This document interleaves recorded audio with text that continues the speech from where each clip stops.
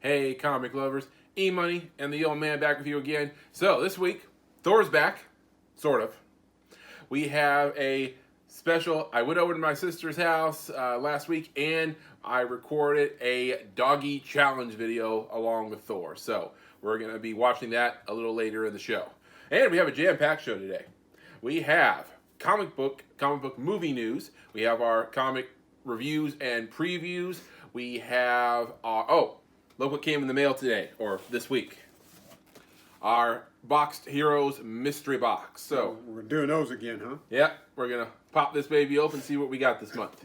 All right, so there's that, and I have a special movie-ism for you. Never before done before. Never. Nope, never did it on EMoney's reviews. Never done it here. So means you actually have to do some work this time. A little bit, yeah.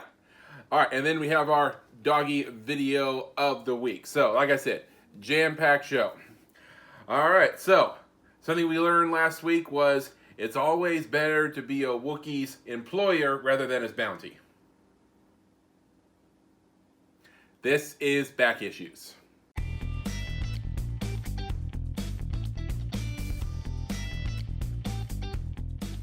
All right, so before we get started today, don't forget to subscribe to our channel, turn on your notifications, give us a thumbs up, and if you like, leave us a comment. Tell us what you think of these issues, or you can give us some recommendations. We need more comments. I mean, I guess y'all just lazy. Yep. Come on. Yeah. No. Let us know something. All right. So first up, comic book movie news. Now, last week we talked a little bit about our first look at the new Batgirl movie with Leslie Grace, star of In the Heights, in the new Batgirl suit. I really liked the look. You know, some people on the internet seem to have a problem with it. The picture you showed me, it looked just like a solid Batgirl costume that I would expect. Mm-hmm. No surprises. I don't know what people are freaking out about. Right. So now we have our first look at Brendan Fraser as Garfield Lynns, a.k.a. Firefly. And you see, I'm going to put it up on the screen and show it to the old man here. Now, you know, Brendan Fraser's, he's had some weight issues over the years. It's fluctuated. He had the washboard abs in the 90s or late 90s when he was doing The Mummy and Encino Man. And it kind of, went up in more recent years. I understand that the reason he was out of the spotlight for so long is because of a really, really nasty divorce with his ex-wife, and he's just been out of it for a long time. Hate to hear that. Yeah, but now he's back on the scene. He's got a part in Batgirl, and he's going to be starring in a Martin Scorsese movie upcoming.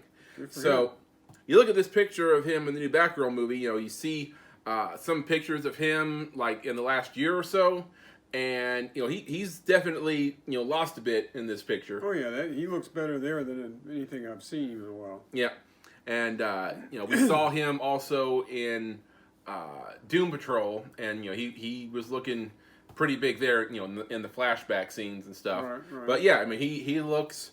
I would say he looks about average here. So he's shed a lot of weight for this role, or maybe just in general he shed the weight. So good on Brendan Fraser. I'm looking forward to Batgirl for multiple reasons, including him. I want to see my man Brendan back on the scene again. You want to see him back because you cosplay as him. I do cosplay as him. Come on. Yep, my last few cosplays have been Rick O'Connell the Mummy. All right, so and also in this movie, I mentioned before, we're going to get Leslie Grace as Batgirl, J.K. Simmons returning as Commissioner Gordon, and Michael Keaton returning as Batman, which makes me question what universe is this in? So okay, I don't care what universe is in. I know that Michael Keaton wanted to play Batman, and I'm glad he got the part. Yep. All right, so there is Batgirl news, and now we go over to Marvel news, and we have our first look of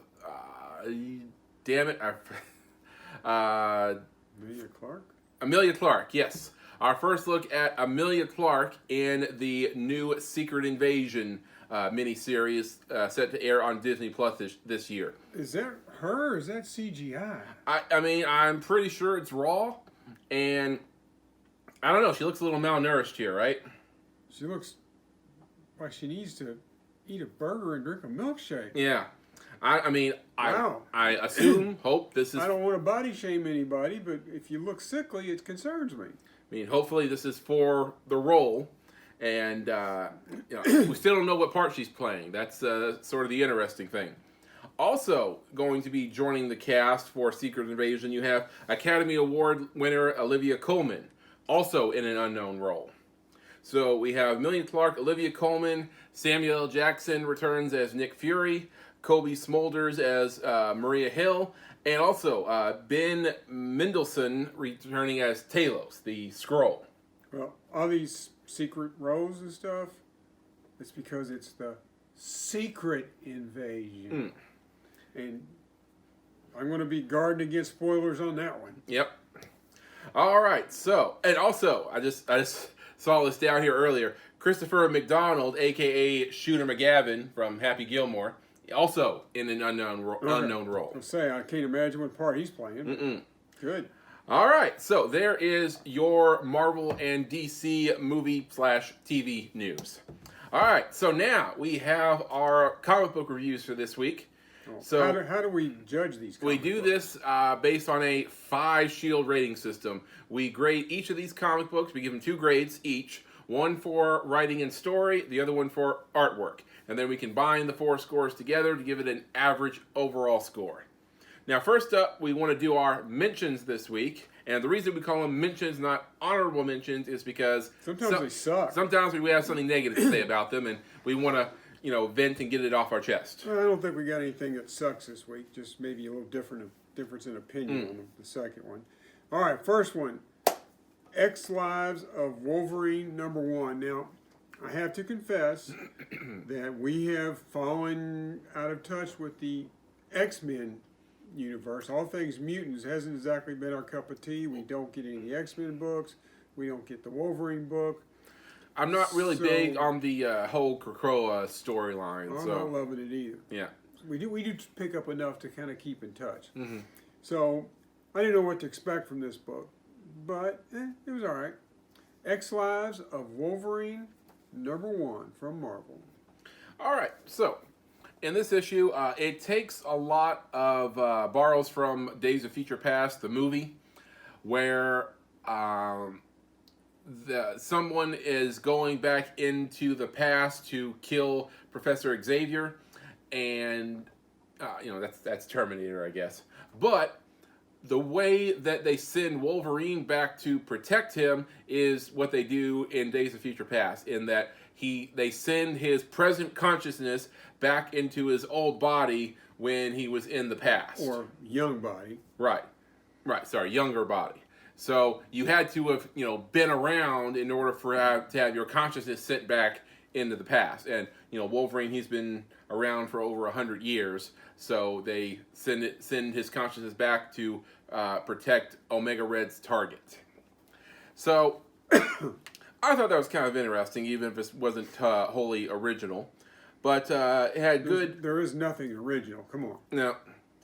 And, it was, good story, good artwork. I'm anxious to see what they do in the following stories. So, X Lives of Wolverine #1 coming in at...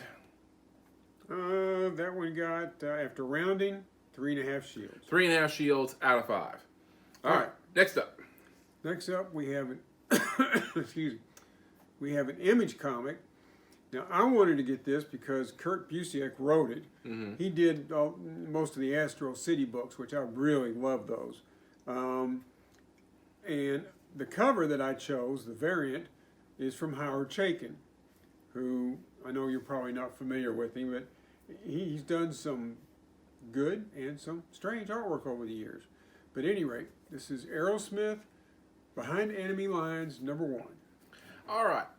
So this takes place in a fictional world in which, if you ever watched that movie or the show Carnival Row on Amazon, it's sort of a late 19th century, early 20th century-esque type of world where it throws in fantasy creatures. In the case of the TV show, it was, fae and fairy folk, and I think there were like satyrs and fauns in it too.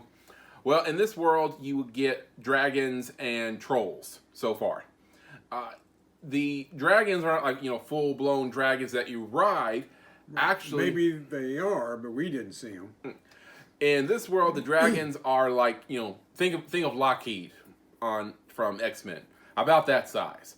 And the soldiers who are part of this squadron, they get carried by the dragons. They, put their feet around them and they fly them up, and then they take part in aerial combat with other dragon flyers, whatever you want to call them. Well, it's more to it than just being carried. They kind of merge with the dragon. Yeah, I mean, it's got, sort of a bonding thing like they did in Aragon. I mean, like you can see in this picture, his feet are glowing the same red as the dragon. Mm-hmm. Well, there's a reason for that. Yeah.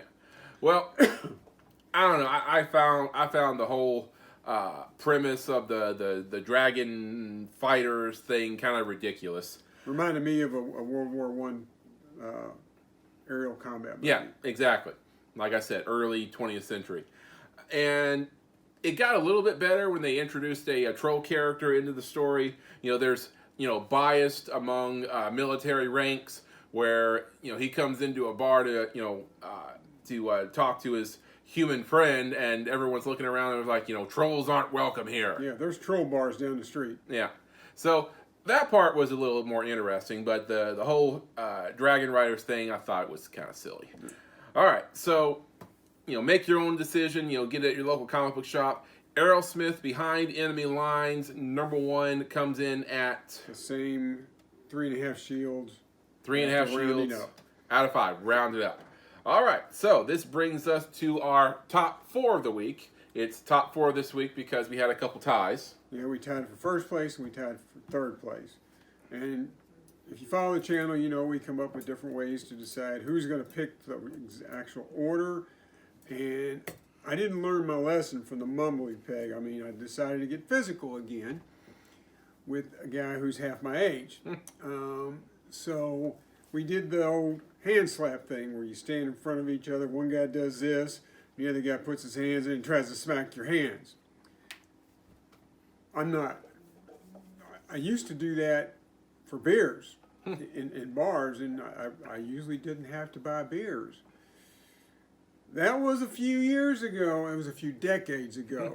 And I'm not that quick anymore, and he about broke my hands. So, at any rate, if you don't like the order these books are being presented, it's his fault. So, number 4. She-Hulk #1 from Marvel, of course. All right. So in She-Hulk #1, Jennifer, a.k.a. She-Hulk, is trying to get back into practicing law. So she's on her way to her new job, and she gets accosted by Mary McFerrin, a.k.a. Titania. And Titania decides, I'm going to throw down with you. Just because she wants to. Just because. And Jennifer, she starts, kicking her shoes off and, folding her clothes up. And she's like, what are you doing? So he's like, well, I'm not going to rip my only good suit. If only, Bruce had that same idea. Evidently, Jennifer coming off the Avengers, she's not in a good place financially. No. So the two of them throw down and they mix it up a little bit. And then they come to a mutual understanding. And that they said that this fighting is kind of therapeutic for both of them. So it's like, hey, why don't we do this once or twice a week? So they basically exchange numbers and agree that, hey, we can take it outside of town and go at it. Mm-hmm. So Jennifer heads off to her new job, and it's good to have friends in high places. Literally high places. Yeah, when you have a couple of friends who are Avengers, they don't mind helping you out that much. Especially when one of them is a Wasp and she's loaded. Right. So Jennifer, looking to get back on her feet, gets by with a little help from her friends. Absolutely. All right, so She-Hulk #1 comes in with 3.5 shields. 3.5 shields, and a lot of interest in this book, with the new Marvel series coming out. I enjoyed it. I thought it was very good. Mm-hmm. So, do you know who's going to be playing Titania in the Disney Plus series? I do not. Jamila Jamil, who you may remember was I think her name was Tawny in The Good Place. Oh, the real tall girl. Yeah. Also, she's the host of the Misery Index on TBS. Very tall girl. Yeah. So she's going to be the new Titania. Hope she bulks up some. All right. So next up we have. All right, we've been reading all the Devil's Reign books, all the crossovers. I don't normally do that. Normally, like, for example, Death of Doctor Strange, we just get the core title. Mm-hmm. We don't get all the other books. But we really have enjoying this Devil's Reign, so we're getting the crossovers too. And this is one of 2 crossovers that came out this week, and it's Devil's Reign X-Men #1.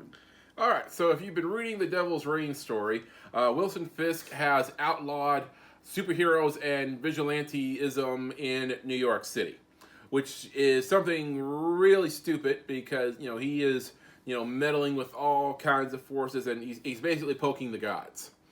When the, Superhero Registration Act came out years ago, it had the backing of the entire U.S. government.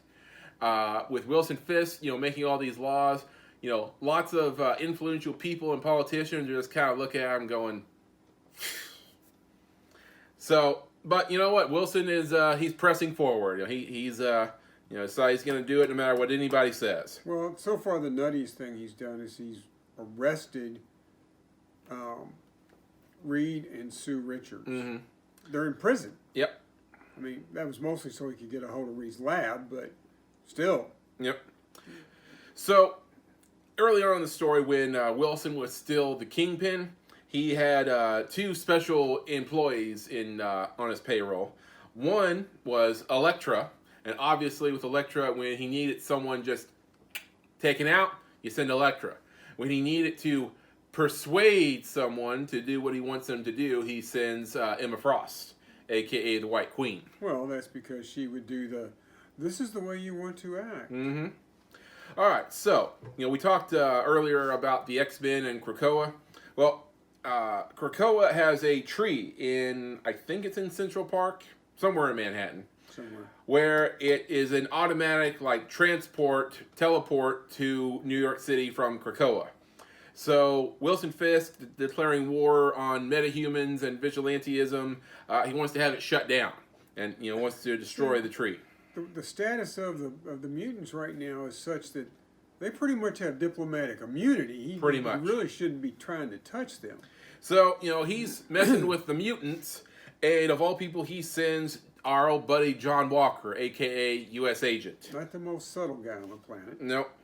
So, he attempts to cause trouble, and he throws a, metal disc at the tree, and it's stopped by none other than Polaris. So, too many mutants have got the ability to control metal. Mm-hmm. You need to leave that shield at home. So, basically, the thing slowly starts to escalate, and, I'm telling you, Wilson Fisk is, fighting outside of his weight range, which is saying a lot.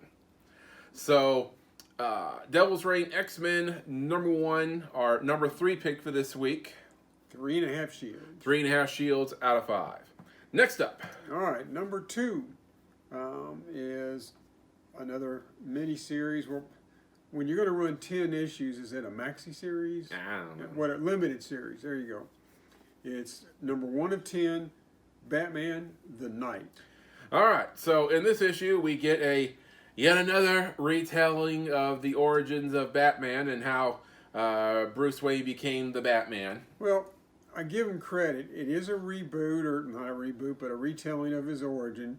Yet, we don't get Crime Alley. We don't get his parents getting gunned down. It picks up years later. Yeah. All right, so a lot of this story is Bruce talking to a therapist.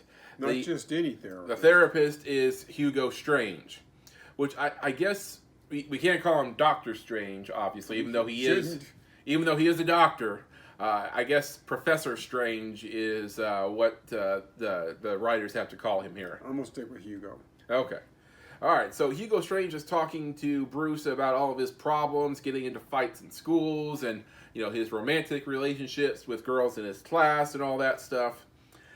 Later on in the story, Bruce gets into underground fighting, and he gets the police come in, he gets busted, he gets arrested, and he gets let out after Alfred makes his bail. So they get in the car. Alfred's mad. He thinks that he's failed him, and Bruce is like, "What are you talking about?" And he's like, "You're becoming an entitled, spoiled brat." And he's like, you were there to learn about the underworld of Gotham and to understand how to fight and how the criminal minds work. Like, what do you think those other people in the fighting ring were there for? They were there to make money to pay their mortgage or their rent and to buy groceries for their families, and provided, of course, that their winnings don't cancel out their hospital bills. And so So basically, he's saying that Bruce is taking food out of people's mouths. Yeah, I mean, Alfred just pretty much lays into him.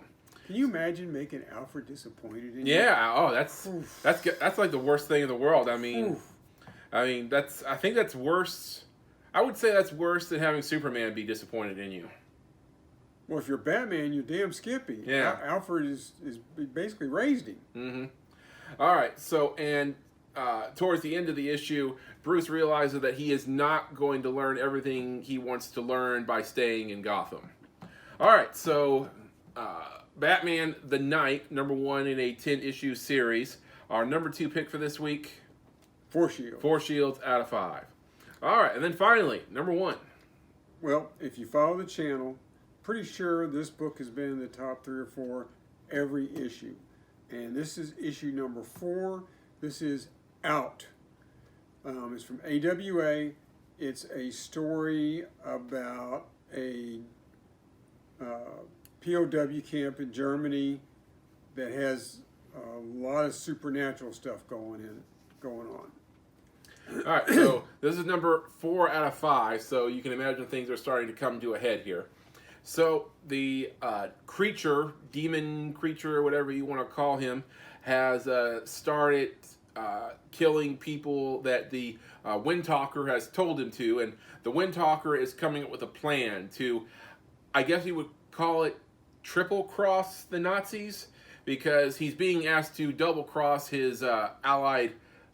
It's triple cross. His allied friends, because they're trying to talk him in to, like, hey, they don't respect you back home. You're always being an outsider. You're not really one of them. So he is making it seem like he is siding with the Nazis, and he says that the creature will fight for them if you let him back into the pit.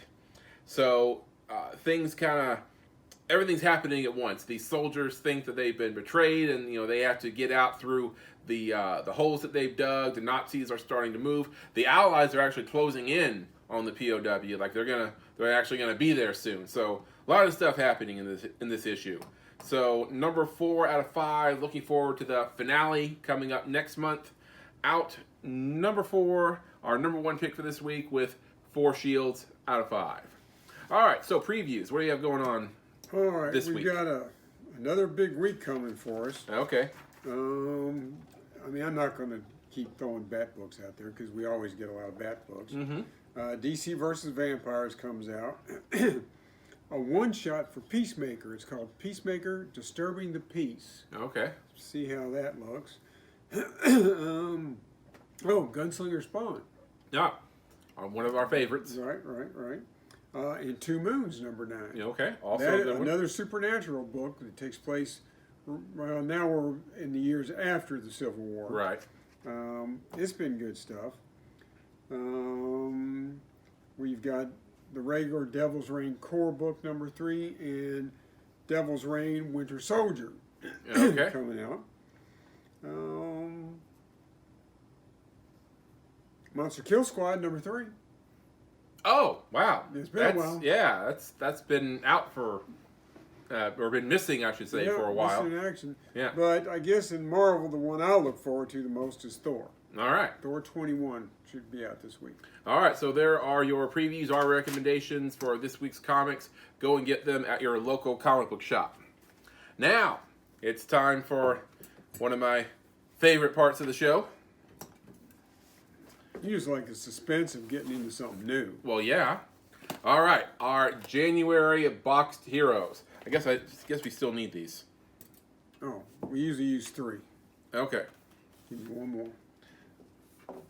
All You're right. gonna tell them how Box Heroes works? Yes, you can go to boxedheroes.com and get your own monthly subscription, or if you just want to order one month's box and try it out, see how you feel about it, you can do that as well. But if you get the monthly subscription, you get the bonus issue that comes in every box. That's the coolest thing in the box. Right. All right. So open this baby up. So Box Heroes always likes to throw in a couple trading cards and stickers just for funsies. So here you have. I'm not a basketball guy, so I don't know who these guys are. Ross and Mario in the style of Rick and Morty. You know, a lot of the stickers on my tablet came from a Box Heroes box. So then you have, Mario. That's always fun. And then you have a Prime trading card right there. That is old. Yeah. All right. That goes back to the 90s. All right. So, and then it gives you information about how you can win a free comic book by posting on your social media pages. All right. So, next don't forget to flip the one book. Yeah, they have the bonus issue flipped the other way, so you know which one it is, I guess. So I need to flip it so I don't spoil myself. All right. So then I do. Is it the top one or the bottom one? It's the top or the one on the bottom now. Okay, we'll put that. Flip it over. There you go. All right. So no peeking from you guys either. All right. First up, we have We have Batman number 119. That one's a pretty recent issue. And whereas we don't have that cover, I don't remember anything special about it. All right, next up we have Black Widow number 13, a Peach Momoko variant, which those can have some value to them. Peach Momoko.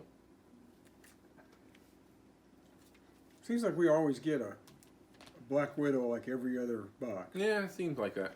All right, next we have Noctera Blacktop Bill Special, the Cohen and Sotomayor variant. I think that's the variant we already have. And to be honest, the comic wasn't as good as I thought it was. Yeah, it wasn't up to the usual Noctera standards, right, because it had a different artist. I know that. He wasn't as good as the original artist. All right, then we have, I don't know this one, Animal Castle number 1. I've seen that come into the shop a few times, but I've never read one, but I bet I read this one. All right, then we have, we got this one last week, Marvel Dark Ages number 4. See, one thing we don't like so much about Box Heroes is they give us stuff that came out within the last month. I mean, a lot of the stuff you get from them, you could go into your local comic book shop and buy it today. Yeah. Which, yeah, not as much fun. I like it. I like even if stuff from the '90s that is a dime a dozen. Somehow, I find that a little more exciting than getting stuff from last month. Every once in a while, we get something super cool. All right, next up, Justice League Dark number 1. We have not gotten this one because we don't usually get Justice League Dark.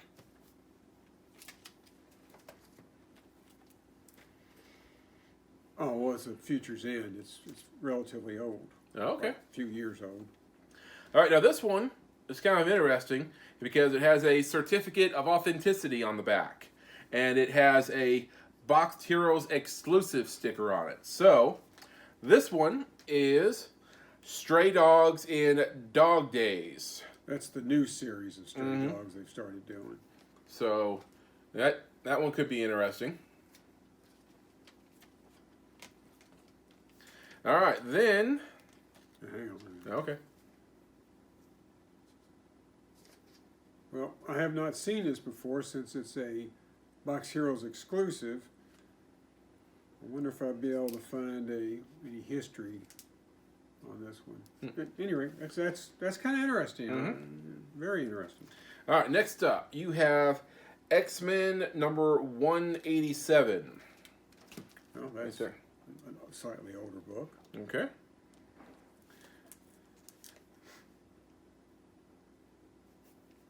All right, then we have, Action Comics number 841.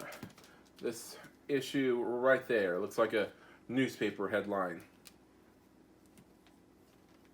And then finally, we have our Boxed Heroes subscriber bonus book. And that is, it's The Scorched number 1. One that I think we reviewed it just last week. And it is the Mark Silvestri variant. So not the one we already have. No, I don't think so. That's not too bad. All right, so there's our Boxed Heroes for this month. If you want your own subscription, you can go on boxedheroes.com and get your one-time box or a monthly subscription deal. All right, so now let's turn it over, and I have that all-new Movie-ism I told you about. All right, comic lovers. So this week I have a brand new Movie-ism, never before seen. All right, so for this Movie-ism, I guess it's kind of a silly one. Now, let me ask you a question before I reveal this one. How many times in your life have you genuinely, not kidding around, been distraught about something and gone, no? Like totally serious? Totally serious. I would never do that. Right? I mean, tell me if you have. Leave it in the comment section. I want to hear about it. But this is a trope that has been used, done to death pretty much in movies and TV shows, to the point where no matter what the context is, it's almost comical in nature. So, give you a few examples. Lord of the Rings, The Fellowship of the Ring. Gandalf falls off the Bridge of Khazad-dûm. Frodo.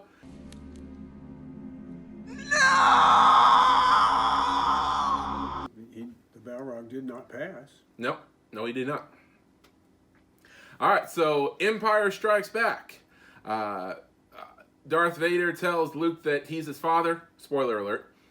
And if they didn't know that, they don't deserve to be watching this channel. Vader tells Luke to search his feelings, and he's like, no!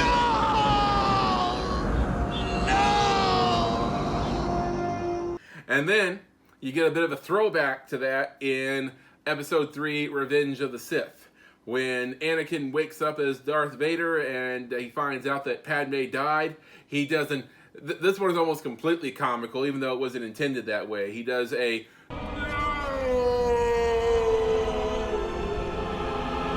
And you know what? I could go on all day with this, but I'll do just one more for the show. Back to the Future. Marty watches the Doc get shot by a terrorist, and it's... No! Bastard! So, yeah. So, all day long with this thing. I think, Hollywood needs to at least scale it back a bit, if not retire it altogether, because it's getting kind of ridiculous. All right, so there is your Movie-ism for this week. Now, I have a special Doggy challenge video. Went over to the sister's house, met up with Thor the Dog of Thunder, and made this video with him. So, enjoy this. Hey, comic lovers, I'm EMoney. This here is Thor the Dog of Thunder, and this is our Doggy challenge video of the week. All right, we gotta get that video started. All right, where's Thor? Thor, come here, boy. Thor, Thor, where are you? Thor, Thor, Thor, where are you? Thor, come here, boy. Thor, where'd you go? Thor, Thor, come here. Where did you go? Thor, Thor, come here, boy. Whoa. Oh, there you are.